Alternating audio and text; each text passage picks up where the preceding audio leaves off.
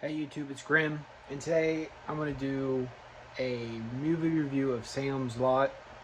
Um, so it goes about, in the beginning, it's about Ben writing about this house. I can't remember what the house's name. I think it's, I don't remember, but it's writing about a house, and essentially it's a vampire TV miniseries, which I didn't know was a miniseries, but in movie form, it's 3 hours long, and that's one thing that I had an issue with. It's 3 hours long, and so Ben writes about the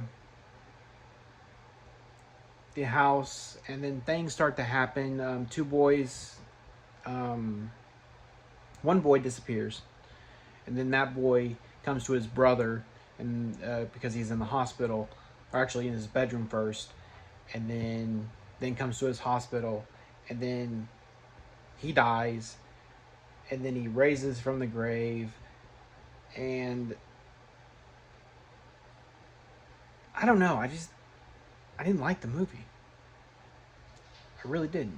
The movie's pretty terrible, in a way. Um, you got Susan, which is the love interest of Ben, and you got Mark, who loses his parents to whatever vampire this is. They don't really specify what kind of vampire it is. I don't know if it's Dracula or not. Oh, they specify as the master.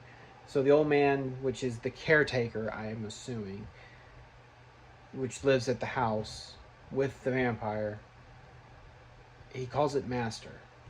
And I don't know. I got this movie from someone on YouTube that I watch on occasions. I don't watch him all the time because I don't agree with much of the stuff he says. And I was hoping Salem's Lot was only $7.98, so I was like, okay, I'll give it a shot. I don't like it. Like, even the final act is just garbage. Like, there's no fight between the vampire or Ben. Like, there's no struggle. Susan disappears in the house, going after Mark. Mark gets out of the house, sees Ben with, I don't remember the other guy's name. I think it's Susan's dad. Susan's dad dies by the old man. Then the old man dies from getting shot several times.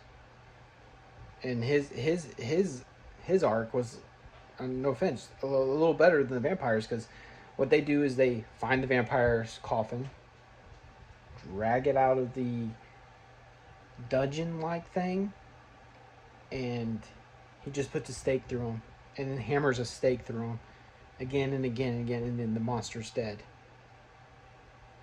They burn the house. Apparently Susan's in the house, I guess. I don't really know. They don't really specify if she was in the house or not. It goes 2 years later. They're still being followed by vampires. I figured, okay, well, if this vampire died, Dracula, so-called Dracula, then all the other vampires would die. Guess not. So they're putting holy water in the bottle, and they see that another vampire has shown up. So they go and, I think, to their house before they leave, and they see, and Ben sees Susan with her eyes closed and telling her he loves her, and her telling her she loves him, and all this stuff, and we can live forever. He stakes her. That's pretty much the end of the movie. I was disappointed because the person that recommended it likes old films. I like old films too, but that was very boring. It's like Tobe Hooper.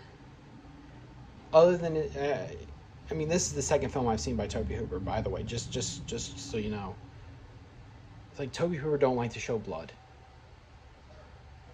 and every time it would get good, it would cut out. Like, you'd see a vampire go bite someone, and it cut out.